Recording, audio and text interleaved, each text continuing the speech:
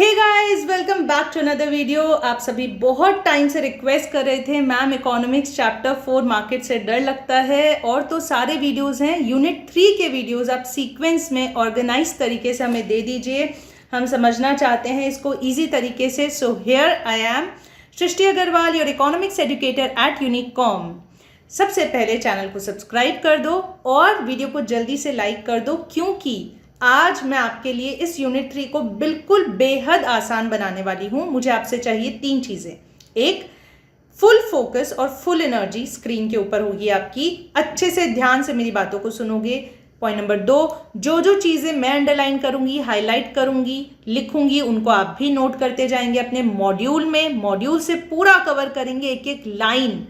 Point number 3, आप क्या करोगे, मैं आपको कुछ दूंगी क्वेश्चंस जो परफेक्ट कंपटीशन से रिलेटेड होंगे। आपकी जो बैक एक्सरसाइज है मॉड्यूल की, उन्हीं में से वो आपको एज अ होमवर्क सॉल्व करना है और वीडियो के नीचे कमेंट करना है that I have done my task, I have done homework and I will clear CA foundation June 22 exam. क्या लिखोगे? Homework done and I will clear CA foundation June 22 exam. ये काम आप करने वाले हो। वीडियो को बीच में छोड़कर मत जाना। अभी तक लाइक नहीं किया तो जल्दी से कर दो, कंजूसी मत करो। और ये देखो, अब हम शुरू करने वाले हैं हमारी आज की क्लास यूनिट 3 चैप्टर 4। देखिए स्क्रीन पे आपको दिख रहा होगा, आपके सामने है ICAI का मॉड्यूल, राइट? ठीक है, तो चलो चलते हैं आगे। देखो सबसे पहली चीज तो होता क्या है यहाँ पर, मार्केट फॉर्म्स का बाइफर्केशन अगर देखें तो देखो, परफेक्ट कंपटीशन और इम्परफेक्ट कंपटीशन 2 टाइप्स के होते हैं, राइट? परफेक्ट और इम्परफेक्ट। परफेक्ट कंपटीशन आज हम पूरी तरीके से कवर कर लेंगे। इम्परफेक्ट में होता है मोनोपोली मतलब सिंगल सेलर, ओलिगोपोली मतलब फ्यू सेलर्स 2 से 10 तक, मोनोपोलिस्टिक मतलब लार्ज नंबर ऑफ सेलर्स। ठीक है, पोली का मतलब होता है सेलर, मोनो मतलब 1, ओलिगो मतलब फ्यू। ठीक है, आगे इनको भी डिटेल में देखेंगे। आज हमारा पूरा निशाना होने वाला है, पूरा ध्यान होने वाला है परफेक्ट कंपटीशन पर। तो देखो ये है आपका ICAI का मॉड्यूल, राइट? परफेक्ट कंपटीशन का। जिन चीज़ों को मैं अंडरलाइन करूंगी आप भी करते जाएंगे। सबसे पहली चीज़ देखो, परफेक्ट कंपटीशन में कौन कौन से फीचर्स होते हैं, है ना? तो लिखते चले जाना इस तरीके से। चलिए देखो, there are large number of buyers and sellers. ठीक है, so this is your point number 1। Then your point number 2 is products are identical और होमोजीनियस। ठीक है, सिमिलर से होते हैं प्रोडक्ट्स, बहुत ज़्यादा सेम होते हैं। Free entry and exit into the market. तो ये 3 पॉइंट्स हो गए।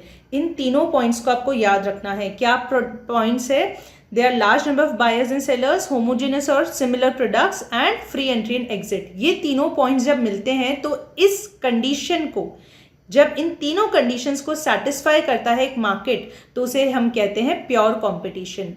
Pure competition, when the above 3 conditions are fulfilled, इसे प्योर कंपटीशन कहते हैं। ठीक है, तो मैम परफेक्ट कंपटीशन क्या होता है? देखो परफेक्ट कंपटीशन में क्या होता है देवियों और सज्जनों, हाँ जी, परफेक्ट कंपटीशन में क्या होगा, जब प्योर कंपटीशन में कुछ और चीजें मिल जाती है तो वो परफेक्ट कंपटीशन बन जाता है।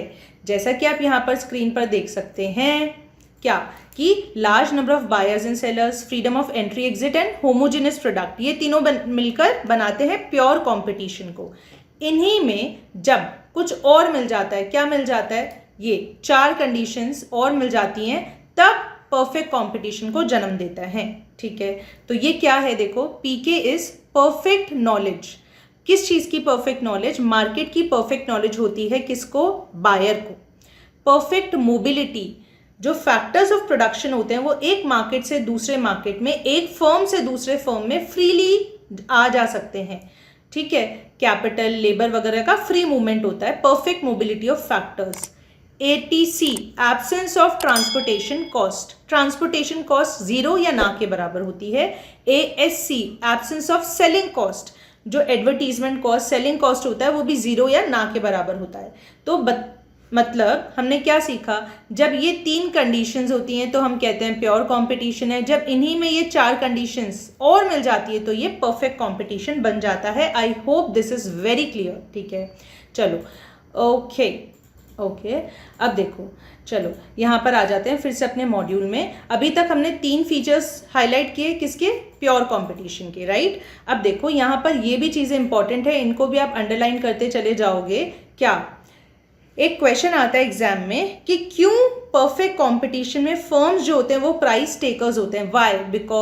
Because the number is so large number of sellers that each seller in total supply has very small share in the total supply, and the share of each buyer in the total demand is also very small. तो कोई भी buyer और seller इस condition में नहीं होता, इस position में नहीं होता कि वो मार्केट की डिमांड या सप्लाई पे फर्क डाल सके। मान लो कि 200 दुकानदार है, 200 शॉप्स हैं, एक शॉपकीपर अगर प्राइस को ऊपर नीचे कर भी देगा, बाकी 199 तो नहीं करने वाले ना। वो एक अकेला प्राइस को क्या कर देगा, थोड़ा ऊपर नीचे करके, कोई इम्पैक्ट नहीं आएगा। उसके पास इतनी मार्केट शेयर नहीं है, इतनी पावर नहीं है कि वो प्राइस को इन्फ्लुएंस कर सके। इसलिए यहाँ पर परफेक्ट कंपटीशन में हर एक प्राइस टेकर होता है। दिस इज द रीजन, ये एग्जाम में पूछता है वो, ठीक है। तो ये आपको पता होना चाहिए। फिर नेक्स्ट पॉइंट देखो क्या है, all the products are identical और होमोजेनियस। मतलब क्या आप कह सकते हैं कि वो परफेक्ट सब्सटीट्यूट्स होते हैं? जी हाँ, they are perfect substitutes of each other, ठीक है। बायर्स के पास कोई प्रेफरेंस नहीं होती कि ये शॉप ए से लूँ और शॉप जेड से लूँ, शॉप डी से लूँ या शॉप सी से लूँ। सबके पास सिमिलर ऑलमोस्ट परफेक्ट सब्सटीट्यूट्स मिलते हैं एक दूसरे के, ठीक है। एग्जाम्पल्स देखो यहाँ पे लिखा हुआ है, most agricultural products, cooking gas, raw material, copper, iron, cotton, steel, sheet etcetera, these are homogeneous in nature. वो एग्जाम में आपको एग्जाम्पल्स देकर पूछ सकता है कि कहाँ से, कौन से मार्केट को ये बिलोंग करता है, परफेक्ट कॉम्पिटिशन को, ठीक है। ऑल राइट, थर्ड पॉइंट है फ्री एंट्री एग्जिट। ये तो हमें पता ही है, कोई भी बैरियर्स नहीं होते एंट्री एग्जिट के लिए, राइट। चलो, तो प्योर कंपटीशन क्या होता है मैं आपको बता चुकी है। अगर ये तीनों कंडीशंस फुलफिल होती है तो उसे प्योर कंपटीशन कहते हैं। देखो एक और यहाँ लाइन है, the essential feature of pure competition is the absence of element of monopoly. देखो एक आपको बात बताती हूँ, प्योर कंपटीशन में क्या है, very large number of buyers and sellers, है ना। और मोनोपोली में सिंगल सेलर होता है, दो एक्सट्रीम फॉर्म है। तो बोल रहा है एक सबसे इंपॉर्टेंट कंडीशन प्योर कंपटीशन की यही है कि वो मोनोपोली का एलिमेंट वहां पर एब्सेंट होता है, ठीक है भाई। ये तो हो ही गया। फिर देखो आगे लिख रहे हैं कि अगर आपने परफेक्ट कंपटीशन में कुछ और फीचर्स मिला दिए, I am sorry, pure competition में आपने कुछ और फीचर्स मिला दिए तो वो परफेक्ट कंपटीशन हो जाएगा, ठीक है। तो देखो यहाँ पर क्या है, 4th, 5th और 6th 3 फीचर्स और दिए हैं। दिस परफेक्ट नॉलेज, पीके मैंने बता दिया आपको, बायर्स और सेलर्स को सबको परफेक्ट नॉलेज होती है मार्केट की, ठीक है। उसके बाद देखो perfectly competitive markets have very low transaction cost. तो यहाँ पे आप लिख सकते हो there is absence of selling cost, absence of selling cost और transaction cost, advertisement cost, selling cost, transaction cost, ये सब ऑलमोस्ट एब्सेंट होती है, या फिर कह दो इट इज नेग्लिजिबल, बहुत ही छोटे अमाउंट में होती है, ठीक है। सो बायर्स और सेलर्स को अलग से कुछ खर्च नहीं करना पड़ता। लास्ट पॉइंट देखो, all the firms are price takers. ये तो मैं आपको ऑलरेडी बता चुकी हूँ। ये क्वेश्चन एग्जाम में भी वो कई बार पूछता है कि क्यों जो परफेक्ट कंपटीशन में फर्म्स होते हैं वो प्राइस टेकर्स होते हैं। मैंने आपको बता दिया, बहुत सारे छोटे छोटे फर्म्स होते हैं मार्केट में, इंडस्ट्री में, तो किसी भी फर्म की इतनी बड़ी औकात नहीं होती कि वो प्राइस को इन्फ्लुएंस कर सके, क्योंकि किसी के पास भी कुछ यूनिक नहीं होता, right. So everyone is same here in the industry. इसलिए परफेक्ट कंपटीशन में all the firms are the price takers, no one is the price maker, ठीक है। समझ में आ गई ये बात? चलो, I hope this is clear. तो ये बहुत इंपॉर्टेंट है, लास्ट पैरा को मार्क करोगे, वो एग्जाम में कई बार पूछ चुका है। 2 क्वेश्चंस बनते हैं यहाँ से, देखो एक तो ये क्वेश्चन बनेगा, क्वेश्चन नंबर 1, ये आपको लाइन देगा, it is a myth, this type of market, this type of competition is a myth, it does not exist in reality. Answer is perfect competition, क्योंकि इसके जो ये फीचर्स है ना, ये रियलिटी में बहुत मुश्किल एग्जिस्ट करना, ठीक है।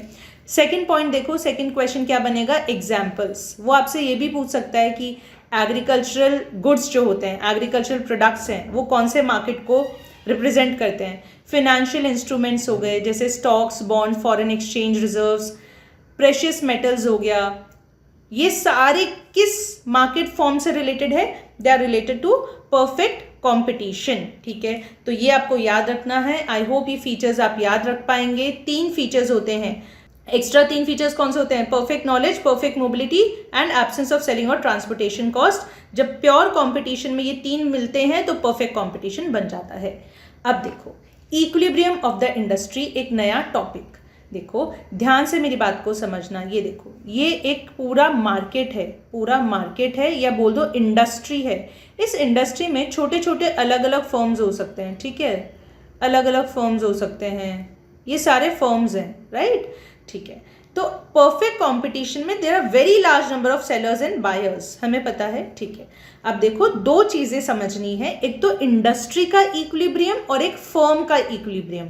ये तो समझ गए कि इंडस्ट्री तो ये पूरा जो सर्किल है मार्केट को, इंडस्ट्री को रिप्रेजेंट कर रहा है। इंडस्ट्री मतलब large number of independent firms are there in the industry. Green वाले हैं जो ये छोटे छोटे, ये फर्म्स हैं। तो इंडस्ट्री का मतलब क्या है? It consist of a large number of independent firms. ये क्वेश्चन भी फिल अप द ब्लैंक्स या वन वर्ड में आ सकता है, ठीक है, तो इसको भी ध्यान से देख लो, ठीक है। अब देखो हर एक इंडस्ट्री में अलग अलग फर्म्स होते हैं। तो इंडस्ट्री का इक्विलिब्रियम कब होता है? इंडस्ट्री इक्विलिब्रियम कब होता है? When market supply is equal to market demand. मतलब मार्केट में जितनी भी सप्लाई हो रही है, जितना भी प्रोडक्शन हुआ है, वो सारा बिक जाएगा। और मार्केट में जितनी भी डिमांड हो रही है, जितने लोग भी डिमांड करें, उन सबकी डिमांड सेटिस्फाई हो जाएगी। तो when market demand is equal to market supply, it gives you the equilibrium condition, ठीक है। मतलब टोटल आउटपुट जितना भी बना, अंडरलाइन करो इसको, when the total output of the industry, मतलब टोटल सप्लाई जितना प्रोडक्शन हुआ है, it is equal to total demand, we say industry is in equilibrium, ठीक है। तो भाई कैसे रिप्रेजेंट करेंगे हम इंडस्ट्री इक्विलिब्रियम को? देखो ये तो हो गया हमारा डिमांड, ठीक है, ये हो गया हमारा डिमांड और ये हो गया हमारा सप्लाई, है ना। ये तो हो गई हमारी सप्लाई, ये हो गई डिमांड। जहां पर ये दोनों मिल जाएंगे वो हो जाएगा आपका इंडस्ट्री का इक्विलिब्रियम। दिस इज पॉइंट ई, है ना। अब यहां पर प्राइस लिखते हैं और यहां पर क्वांटिटी लिखते हैं, राइट। तो ये ओ लिख देते हैं यहाँ, तो यहाँ पर ओपी तो हो जाएगा आपका इक्विलिब्रियम प्राइस। देखो जब मार्केट डिमांड और मार्केट सप्लाई इक्वल होती है, उस प्राइस लेवल को कहते हैं equilibrium price. Equilibrium price OP हो गया और ओ क्यू यहाँ पर इक्विलिब्रियम क्वांटिटी हो जाएगा, ठीक है।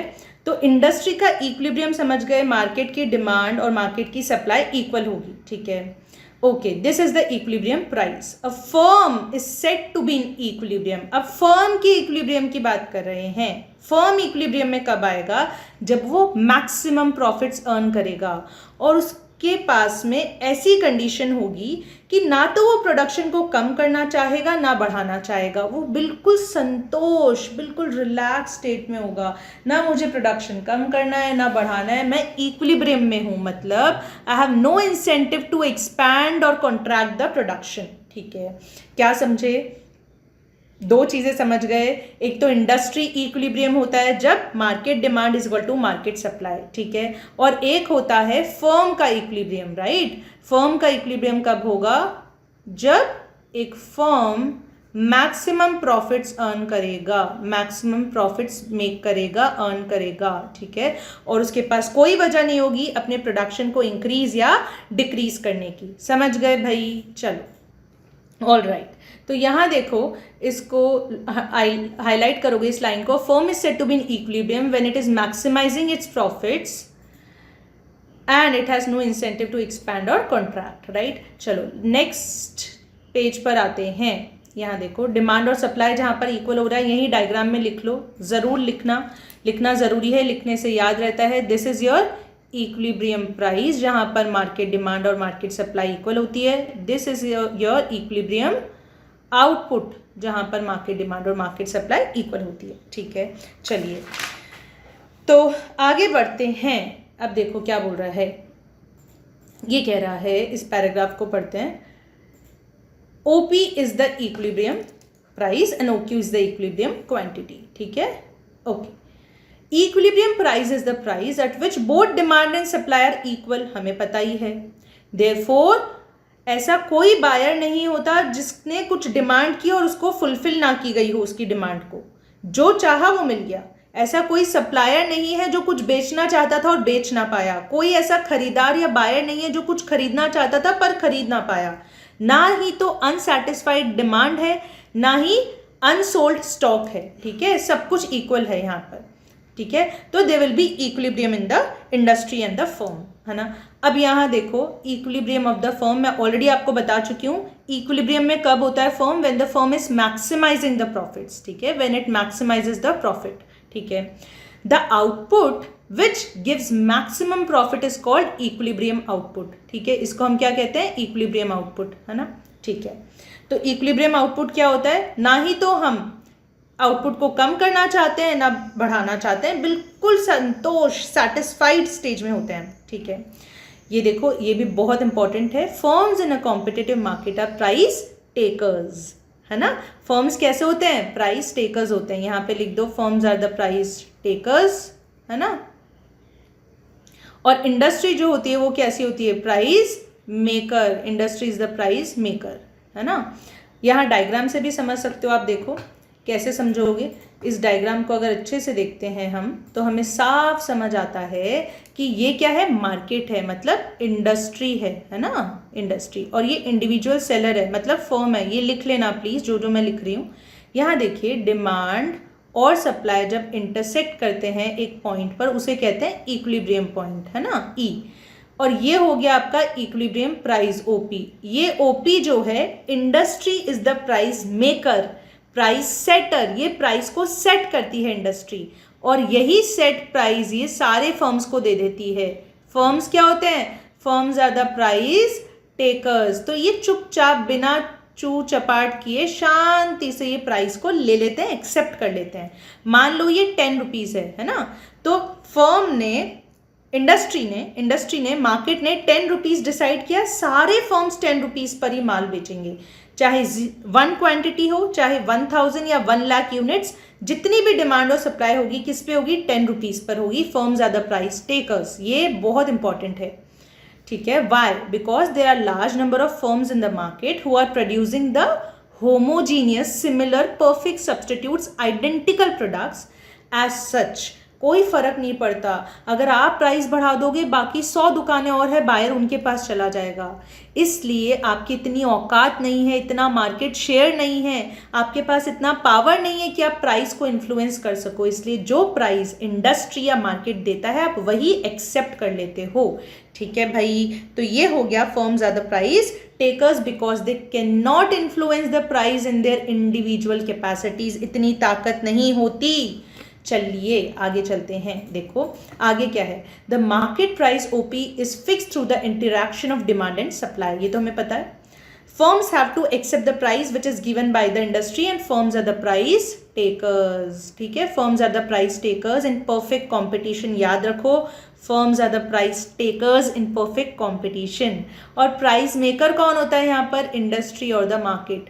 अब यहीं पर आपको बता दूं कि बाकी 3 जो मार्केट फॉर्म्स हम पढ़ेंगे, मोनोपोली, ओलिगोपोली, मोनोपोलिस्टिक कंपटीशन, तीनों प्राइस मेकर्स होते हैं। बाकी तीनों प्राइस मेकर्स होते हैं। केवल परफेक्ट कंपटीशन ऐसा है जो प्राइस टेकर होता है, ठीक है भाई। देखिए बहुत प्यारी लाइन लिखी हुई है, बहुत ही अच्छी लाइन है। Firms can not increase the price above OP. क्यों? बाकी सब लोग 20 रुपए किलो के हिसाब से आलू बेच रहे हैं, आप 21 रुपीज़ पे सेल करोगे, कोई आपसे लेगा क्या? आपकी जैसी 100 दुकानें और है, वो उनके पास चले जाएंगे, आपकी सेल जीरो हो जाएगी। So you have no incentive to increase the price, right, क्योंकि कस्टमर्स आपके पास आएंगे नहीं। Then you do not try to sell at the lower price also. आप सस्ता भी नहीं बेचोगे because you are not getting anything. क्यों बेचोगे आप सस्ता? You are having no incentive to lower the price also. Therefore, everything will be sold at the prevailing price OP. सब कुछ OP पर ही बिकेगा, ठीक है। समझ में आ गई बात? So, ये बात आई होप क्लियर हो गई कि फर्म्स प्राइस टेकर्स होते हैं और उनके पास बिल्कुल पावर, मार्केट शेयर नहीं होता कि वो प्राइस को इन्फ्लुएंस कर सके, इसलिए वो कोशिश भी नहीं करते। यहाँ देखो डिमांड कर्व कैसा होता है परफेक्ट कंपटीशन का। It is a horizontal straight line, ठीक है। Demand curve of the firm is perfectly और इनफाइनाइटली इलास्टिक। ये क्वेश्चन कम से कम 3 बार तो पूछ चुके हैं सीए फाउंडेशन एग्जाम में। परफेक्ट कंपटीशन में डिमांड कर्व कैसा होता है? परफेक्टली इलास्टिक ऐसा होता है, ठीक है। This is the demand curve in a perfect competition, right. अब देखो एक छोटी सी टेबल यहाँ पे दी हुई है, इससे आप अभी तक इतना तो समझ ही जाओगे जितना हमने पढ़ा है। कि जब डिमांड और सप्लाई, इंडस्ट्री में डिमांड और सप्लाई इक्वल होते हैं तब उसे हम इक्विलिब्रियम कहते हैं। सो यहाँ पर इक्विलिब्रियम कब होगा, डिमांड और सप्लाई इक्वल हो रही है 35 यूनिट्स और इक्विलिब्रियम प्राइस हो जाएगा 2, इक्विलिब्रियम प्राइस हो जाएगा 2। यहाँ लिख दो ऐसे, equilibrium price is 2 because market demand is equal to market supply, right. MS is equal to MD और इसी इक्विलिब्रियम प्राइस को सेट कर दिया इंडस्ट्री ने और ये price firms are the price takers, इसलिए वो ले लेंगे इंडस्ट्री से। ठीक है भाई, चलो इतना तो समझ आ गया। अब देखो, सारे फर्म्स परफेक्ट कंपटीशन में प्राइस टेकर्स होते हैं। सो ये फर्म्स इस ₹2 को अपना प्राइस बना लेंगे और जो भी क्वांटिटीज़ के बाद सेल होगी वो सब ₹2 पर ही सेल होगी विदाउट एनी डाउट। ठीक है, तो देखो टोटल रेवेन्यू अगर आप निकालोगे, कैसे निकालते हो, प्राइस पर यूनिट, कितने रुपए में हर यूनिट को आप बेच रहे हो into number of unit sold, P into Q, ये टोटल रेवेन्यू आ जाएगा। ठीक है, अब देखिए थोड़ा सा कॉमन सेंस लगाते हैं हम यहाँ पर और समझते हैं एवरेज रेवेन्यू और मार्जिनल रेवेन्यू क्या होता है। एवरेज रेवेन्यू मतलब on an average per unit कितना प्राइस पर आपने बेचा। मान लो आपने एक यूनिट को बेचा ₹10 पर, दूसरे यूनिट को बेचा ₹10 पर, तीसरे यूनिट को भी बेचा ₹10 पर। क्यों ₹10 बोल रही हूँ हर बार, क्योंकि firms are the price takers, वो प्राइस अपने हिसाब से चेंज नहीं कर सकते। So every time you are selling at ₹10, right. ठीक है, तो अगर आपने टोटल 3 यूनिट्स को ₹10 पर बेचा मतलब ₹30 पर टोटल, है ना, टोटल रेवेन्यू को अगर आप क्वांटिटी से डिवाइड कर देंगे तो आता है एवरेज रेवेन्यू। यस, तो 3 यूनिट्स को आपने ₹10 पर बेचा, टोटल रेवेन्यू 30 आया, number of unit sold is 3, average revenue कितना आ जाएगा 10। ठीक है, तो मैं आपको ये बोलना चाहती हूँ जो हमारा प्राइस होता है एक्चुअल में वही एवरेज रेवेन्यू भी होता है। कैसे, एवरेज रेवेन्यू को क्या लिखते हैं, TR/Q, है ना। और अभी हमने देखा था टोटल रेवेन्यू का मतलब क्या होता है, प्राइस इंटू Q। ठीक है, तो price into Q total revenue की जगह लिख रही हूँ और नीचे जो ये डिनोमिनेटर में Q था ये एग्जैक्टली ऐसे की ऐसे आ गया और ये देखो Q से Q कट जाएगा और P बच जाएगा, मतलब I can say average revenue is equal to price. ठीक है, अब आप वापस इस टेबल को देखो, इस टेबल को अगर आप गौर से देखोगे तो आप यहाँ पर भी फाइंड आउट कर सकते हो क्या, कि average revenue is equal to price, 2 आ रहा है ना। और मार्जिनल रेवेन्यू क्या होता है, एक एक्स्ट्रा यूनिट बेचने की वजह से मुझे एडिशनल कितना रेवेन्यू मिला, that is my marginal revenue. तो यहाँ देखो, जब मैं 9 यूनिट सेल कर रही थी तो आई वॉज गेटिंग ₹18। ठीक है, जब मैं 8 यूनिट सेल कर रही थी तो ₹16 मिल रहे थे। एक यूनिट एक्स्ट्रा, 8+1, एक यूनिट एक्स्ट्रा सेल करने पर यानी 9 यूनिट सेल करने पर मुझे कितना रेवेन्यू एक्स्ट्रा मिला, 18 - 16 दैट इज 2। ठीक है, तो इसी तरीके से मार्जिनल रेवेन्यू आ जाएगा। यहाँ पर कैसा आएगा, 24 - 22, यहाँ 22 - 20 एंड सो ऑन। यहाँ लिख दो, मार्जिनल रेवेन्यू का फॉर्मूला होता है total revenue of n units minus total revenue of n - 1 units. ठीक है, तो इस पूरी टेबल से हमने इस चीज़ को प्रूव कर दिया, इस फॉर्मूले को भी हमने देख लिया कि भाई परफेक्ट कंपटीशन के केस में क्या होता है, एवरेज रेवेन्यू होता है आपके प्राइस के इक्वल, which is again equal to your marginal revenue. ठीक है, प्राइस हमेशा यहाँ पर एक ही रहेगी, फिक्स रहेगी, कांस्टेंट रहेगी। तो ऐसा कुछ होता है, this is the infinite elasticity, perfectly elastic demand curve of a perfect competition, और यही होती है हमारी प्राइस लाइन, एवरेज रेवेन्यू या फिर आप कह सकते हैं मार्जिनल रेवेन्यू भी। ठीक है, ऑलराइट, चलो तो ये सारी चीज़ें तो समझ आ गई, आई होप। अब देखो, what are the conditions of equilibrium of a firm. क्या कंडीशंस होती है फर्म के इक्विलिब्रियम में होने की।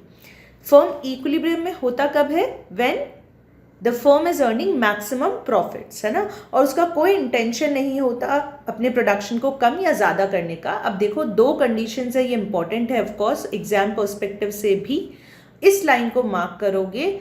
Note that because competitive firms has they take price as fixed, they are the price takers, this is a rule for setting output only, not price। वो exam में आपसे क्वेश्चन पूछ सकता है यहाँ पर कि परफेक्ट कंपटीशन या कॉम्पिटिटिव फर्म्स जो होते हैं वो प्राइस और आउटपुट दोनों सेट करते हैं या केवल आउटपुट? तो it is only for setting output, not price, because price is fixed as the firms are price takers. यहाँ पर लिख दो रेफर क्वेश्चन नंबर 9, आपके मॉड्यूल का क्वेश्चन 9 आप रेफर कर सकते हैं, ठीक है।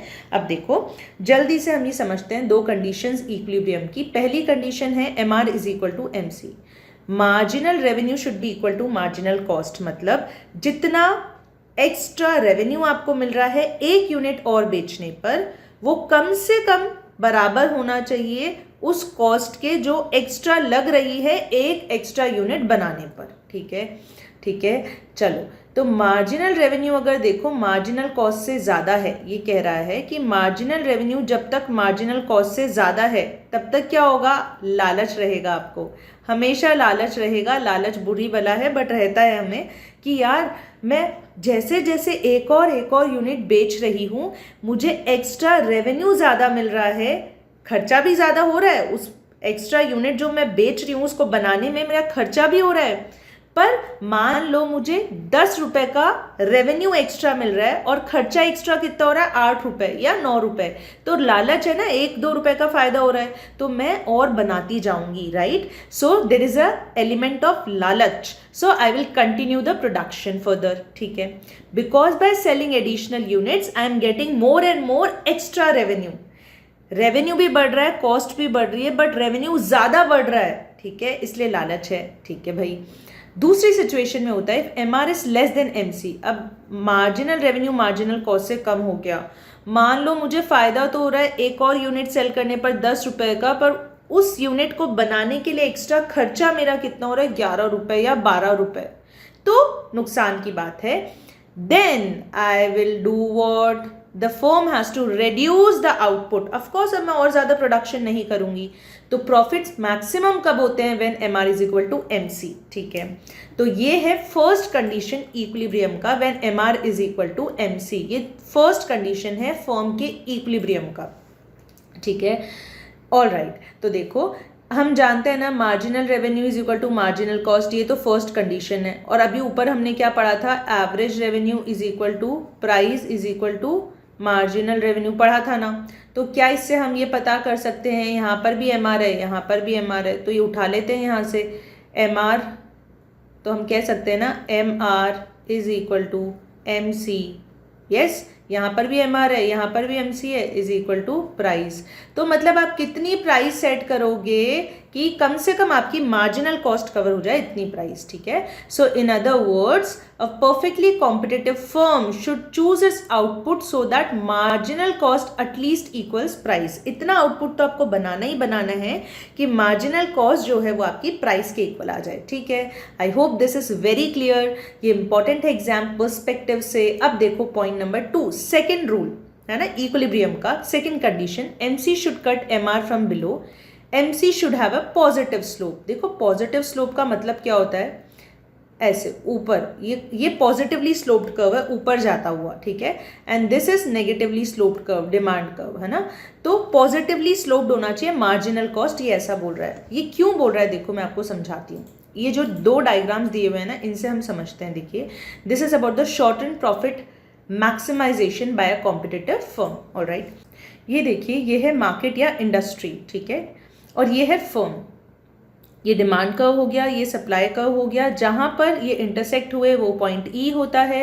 इंडस्ट्री ने प्राइस सेट किया, OP को इक्विलिब्रियम प्राइस हो गया, E is the equilibrium point, firms are the price takers, उन्होंने इस प्राइस को ले लिया। हम जानते हैं परफेक्ट कंपटीशन में price line, average revenue, marginal revenue, demand curve, ये सब इसी लाइन से रिप्रेजेंट होते हैं, ठीक है। मार्जिनल कॉस्ट का आप कॉस्ट वाले चैप्टर में पढ़ चुके होंगे, अगर आपको डाउट है तो आप ऑल कॉस्ट कर्व्स का एक डायग्राम का और फॉर्मूलेस का, सारे कॉस्ट कर्व्स को लॉजिक के साथ समझाया है, डायग्राम भी, फॉर्मूला भी, थ्योरी भी, वो वीडियो बहुत अच्छे से बनाया हुआ है, इंपॉर्टेंट है। अगर आपने अभी ज़्यादा टाइम नहीं है आपके पास और आपको नहीं आता ये कॉस्ट वाला चैप्टर, तो आपको नीचे मैं डिस्क्रिप्शन में लिंक दे रही हूँ, उसको देख लेना, ठीक है। देखो मार्जिनल कॉस्ट यू शेप्ड होता है ऐसा, फर्स्ट कंडीशन क्या है इक्विलिब्रियम की, MR is equal to MC, है ना। ये रहा आपका मार्जिनल रेवेन्यू, पिंक से डिनोट करते हैं, चलो पिंक से, ठीक है। ये रहा आपका मार्जिनल रेवेन्यू, थोड़ा इसको थिक करते हैं, ये देखो ये रहा, है ना। अब MR और MC इक्वल होना चाहिए। MC कहाँ पे है, ये ब्लू वाला कर्व MC कर्व है, ठीक है। तो आप ये बोल सकते हो ना मैम कि ये MR is equal to MC, तो ये रहा T पर भी है और MR is equal to MC R पर भी है। अब आप बताओ मुझे जल्दी से, इक्विलिब्रियम T होगा या R? देखो फर्स्ट कंडीशन तो दोनों पॉइंट्स पर सेटिस्फाई हो रही है, T पर भी पॉइंट R पर भी, MR is equal to MC। Second condition क्या है, MC should cut MR from below, MC should have a positive slope. तो ये क्या है, देखो व्हाट इज दिस, यहां देखिए जब यहां पर मार्जिनल कॉस्ट का मार्जिनल रेवेन्यू को काट रहा है तो वो नीचे आ रहा है, इट इज नेगेटिवली स्लोप्ड। ये देखो ये पार्ट जो है MC का, इट इज नेगेटिवली स्लोप्ड।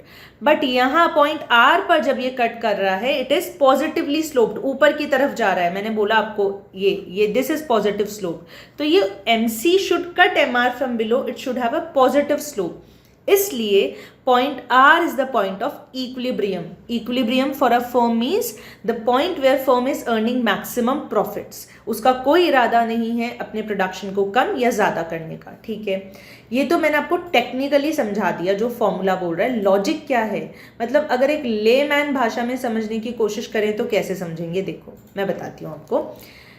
यहाँ पर ध्यान से देखो, इस वाले पार्ट को देखो, है ना। जब तक ये मार्जिनल कॉस्ट ज़्यादा है मार्जिनल रेवेन्यू से, तब तक क्या होगा, मार्जिनल कॉस्ट ज़्यादा है मार्जिनल रेवेन्यू से, हमारा फ़ायदा तो हो नहीं रहा, नुकसान ही हो रहा है। पर जैसे जैसे हम आगे जाएंगे ना, हम देख रहे हैं हमारा मार्जिनल कॉस्ट कब नीचे जा रहा है, मतलब कॉस्ट हमारी कम होती जा रही है, नीचे जा रही है, मतलब कॉस्ट कम हो रही है। अच्छी बात है ना, जितनी ज़्यादा कॉस्ट होगी उतना ज़्यादा प्रॉफिट होगा।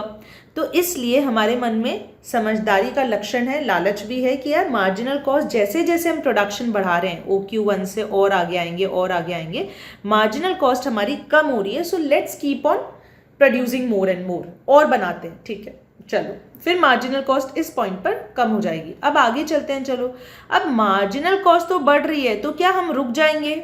नहीं। क्यों? क्योंकि हमारी मार्जिनल कॉस्ट अभी भी हमारे मार्जिनल रेवेन्यू से तो कम ही है ना। ये देखो this is our marginal revenue, मानो ये 10 रुपए, ठीक है, OP इज 10 रुपीज। सो मान लो मार्जिनल कॉस्ट हमारी बढ़ रही है, मान रही हूं मैं, मिनिमम पर आने के बाद बढ़ रही है, लेकिन फिर भी मार्जिनल रेवेन्यू से तो कम ही है ना। मतलब जब तक आप पॉइंट OQ2 यहाँ तक आप बनाएंगे, जब तक आप OQ2 तक बनाएंगे, तब तक आप आराम से यहाँ नोटिस कर सकते हैं कि आपकी मार्जिनल रेवेन्यू ज़्यादा है मार्जिनल कॉस्ट से या इक्वल है। कॉस्ट आपकी नहीं बढ़ रही, ठीक है, पॉइंट R तक। अगर आप OQ2 के बियॉन्ड बनाते हैं, OQ2 के बियॉन्ड बनाते हैं, तो देखो क्या होता है, OQ2 के बियॉन्ड मतलब इसके आगे अगर आप प्रोडक्शन ले जाते हैं, ये देखो, ये this is your marginal cost and this is your marginal revenue. तो यहाँ पर आपकी मार्जिनल कॉस्ट ज़्यादा होने लग जाती है मार्जिनल रेवेन्यू से, जैसे ही आप OQ2 से आगे प्रोडक्शन करेंगे। इसलिए आप रुक जाएंगे, कब? पॉइंट R पर रुक जाएंगे, OQ2 तक ही बनाएंगे। सो R is the point of equilibrium. समझ गए? T पर क्यों नहीं रुकोगे? कॉस्ट कम हो रही है, होने तो अच्छी बात है। T से आगे भी बनाते जाओगे, तब तक बनाओगे जब तक कि फायदा और नुकसान बराबर नहीं हो जाते। जैसे ही आपको लगेगा आप कॉस्ट ज्यादा हो रही है रेवेन्यू से, आप रुक जाओगे। इसलिए आप OQ2 पर बिल्कुल रुक जाएंगे, ठीक है। Why? Because additional cost of producing an additional unit is becoming more after OQ2. मैंने बोला additional cost of producing one more additional unit is becoming more than the revenue after OQ2, ठीक है। चलो, तो ये मैंने आपको समझा दिया जो यहाँ पर लिखा हुआ है इस पैराग्राफ में। फिर भी एक दो लाइन अगर आपको अंडरलाइन करनी है तो आप यहाँ पर देख सकते हैं। All the units are priced at the same level. MR is a horizontal line equal to AR. ठीक है। अब देखो यहाँ साफ लिखा है the firm will benefit if it goes beyond T. T के beyond जाएगा तो फायदा होगा as the additional cost of producing an additional unit is falling. What is this additional cost of producing additional unit? Marginal cost. है ना, MC is falling इसलिए जाते हैं हम। Okay, the MC curve is cutting MR curve from below, ये second condition भी satisfy हो गई हमारी, hence R is the point of equilibrium and OQ2 is the equilibrium level of output. समझ आ गई बात? आई होप दिस इज क्लियर। चलो next देखो, बहुत इंपॉर्टेंट है ये चीज़। क्यों इंपॉर्टेंट है मैं आपको यही बता दूं, आपके मॉड्यूल में भी क्वेश्चन है। कहाँ पर क्वेश्चन है? जो पीछे सेल्फ एग्जाम क्वेश्चन सेट्स दिए हुए हैं, self exam question set number 1 जो है उसका क्वेश्चन नंबर 24 है यहाँ पर, क्वेश्चन नंबर 24। ठीक है, आप देख सकते हो बाद में। ये एग्जाम में आपसे क्या पूछता है? सिंपली इतना सा पूछता है, कोई लॉजिक नहीं पूछेगा कि परफेक्ट कॉम्पिटिशन में या कॉम्पिटिटिव इंडस्ट्री में, कॉम्पिटिटिव फर्म में जो फर्म का सप्लाई कर्व होता है शॉर्ट रन में, वो किसके जैसा होता है? फर्म का सप्लाई कर्व जो होता है वो किसके जैसा होता है? मार्जिनल कॉस्ट के जैसा होता है। या फिर वो उल्टा पूछ लेगा, in the short run in a perfectly competitive market the rising portion of the marginal cost curve represents what? The firm supply curve. मुझे पता है कुछ समझ नहीं आया आपको, इट्स ओके, बस इसको याद कर लो और लॉजिक जिसको समझना है वो मुझे अब ध्यान से सुनना, अभी समझा देती हूँ। सब कुछ भूल जाओ, मैंने जो भी बोला सब भूल जाओ। अब देखो, बात सुनना ध्यान से। इस डायग्राम को देखते हैं, फर्स्ट वाले डायग्राम को केवल। यहाँ देखो क्या है, प्राइस और आउटपुट है। ठीक है, प्राइस और आउटपुट है ना। अब यहाँ देखो, यहाँ पर क्या हो रहा है एक्चुअल में, यहाँ देखो 2 रुपए जब प्राइस है तब आप OQ1 क्वांटिटी को देख रहे हैं, मतलब सप्लाई कर रहे हैं। फिर देखो जब प्राइस 3 है तब क्वांटिटी कितनी है? इक्विलिब्रियम क्वांटिटी OQ2 है। ठीक है, प्राइस बढ़ रही है, क्वांटिटी भी बढ़ रही है। जब प्राइस बढ़कर 4 हो गई तब इक्विलिब्रियम क्वांटिटी कितनी है? Q3। जब प्राइस बढ़कर 5 हो गई तब इक्विलिब्रियम क्वांटिटी कितनी है? Q4। मतलब ये बेसिकली आपको क्या दिखा रहा है? प्राइस और क्वांटिटी सप्लाइड दिखा रहा है। यहाँ देखो ध्यान से, जब प्राइस 2 थी, 3, 4 और 5 बढ़ती जा रही थी तो आपकी क्वांटिटी सप्लाइड भी बढ़ती जा रही थी। OQ2, OQ3, OQ4, ठीक है, बढ़ती जा रही थी। ये सप्लाई कर्व ही होता है, यस। और क्या होता है? अब यहाँ देखो, इस कर्व को समझने की कोशिश करते हैं। ये तो पता है कि हाँ मैम सप्लाई कर्व होता है, आपने समझा दिया। यहाँ देखो क्या हो रहा है, ये है आपका मार्जिनल कॉस्ट कर्व। ठीक है, ये वाला है आपका मार्जिनल कॉस्ट कर्व। अब ये देखिए क्या है, ये है आपका एवरेज कॉस्ट कर्व। ठीक है, average variable cost curve. And where is your price line? अलग अलग प्राइजेस हैं, 2 पर अलग है, 3 पर अलग है। ठीक है, फाइन, ओके। तो देखो, हम जब प्राइस, इक्विलिब्रियम प्राइस कैसे निकालते हैं? MR is equal to MC। तो 2 पर देखो कैसे निकालोगे, ये रहा आपका marginal revenue curve when the rupees price line is 2। Price जब 2 है तो मार्जिनल रेवेन्यू यही होगा। मार्जिनल कॉस्ट का है, ये रहा, दोनों यहाँ पर इंटरसेक्ट करें, this is the equilibrium quantity, right. So OQ1 है ना। इसी तरीके से यहाँ पर जब प्राइस 3 होगी, जब प्राइस 3 होगी तब आपका AR क्या होगा? MR क्या होगा? ये रहा MR AR, ये रहा, है ना। And where is your MC? This is your marginal cost. देखो ध्यान से, ये रहा। तो MR और MC E2 पर इक्वल हो रहे हैं, सो दिस इज योर क्वांटिटी, है ना। इसी तरीके से थर्ड इक्विलिब्रियम पॉइंट ये हो जाएगा और फोर्थ इक्विलिब्रियम पॉइंट ये हो जाएगा। मतलब मैंने आपको भी बताया, इक्विलिब्रियम क्या होता है? Maximum profit. MR is equal to MC and MC should cut MR from below, right. So ये है आपके 4 इक्विलिब्रियम पॉइंट्स। मतलब आप इतना आउटपुट सप्लाई करोगे, है ना, इतना आउटपुट सप्लाई करोगे। सो ये देखो, ये जो राइजिंग पोर्शन है ये मार्जिनल कॉस्ट कर्व का, है ना, यही आपका क्या है एक्चुअल में? Supply curve. क्योंकि आप जब प्राइस 2 होगी तब OQ1 सप्लाई करोगे, यही सही है। This is the maximum level of profit that you will get when you will produce OQ1। जब आप प्राइस 3 होगी तब आप OQ2 सप्लाई करोगे। तो ये राइजिंग पोर्शन है मार्जिनल कॉस्ट का, ये आपके सप्लाई कर्व को रिप्रेजेंट करता है। आई होप दिस इज क्लियर, ठीक है, आई होप दिस इज क्लियर।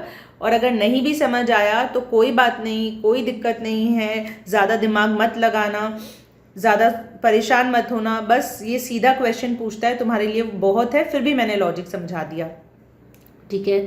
दस the firm's marginal cost curve which gives the marginal cost corresponding to each level of output, है ना। हर लेवल ऑफ आउटपुट पर मेरी मार्जिनल कॉस्ट क्या आ रही है? Is nothing but firm supply curve that gives various quantities the firm will supply at each price, ठीक है।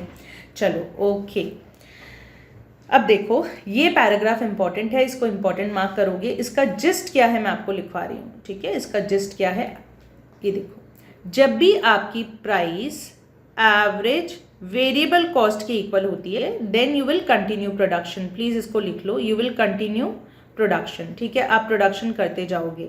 जब आपकी प्राइस एवरेज वेरिएबल कॉस्ट से ज़्यादा होती है तब तो बल्ले बल्ले, बहुत अच्छी बात है, कोई दिक्कत ही नहीं है, ऑफकोर्स कोई प्रॉब्लम की बात ही नहीं है, यू विल कंटिन्यू प्रोडक्शन, ठीक है। पर अगर आपकी प्राइस एवरेज वेरिएबल कॉस्ट से भी कम हो जाती है, मतलब आप अपना वेरिएबल खर्चा भी नहीं निकाल पा रहे, then you will shut down, आप और नहीं बनाओगे।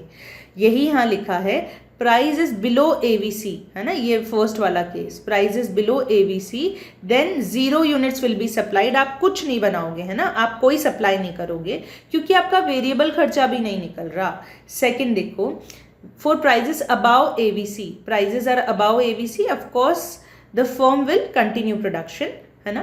एंड थर्ड सिचुएशन होती है जब आपका क्या, price is equal to AVC, है ना, price is equal to AVC. Of course अगर आपका वेरिएबल खर्चा भी निकल रहा है कोई दिक्कत नहीं है, आप कंटिन्यू करोगे प्रोडक्शन, ठीक है।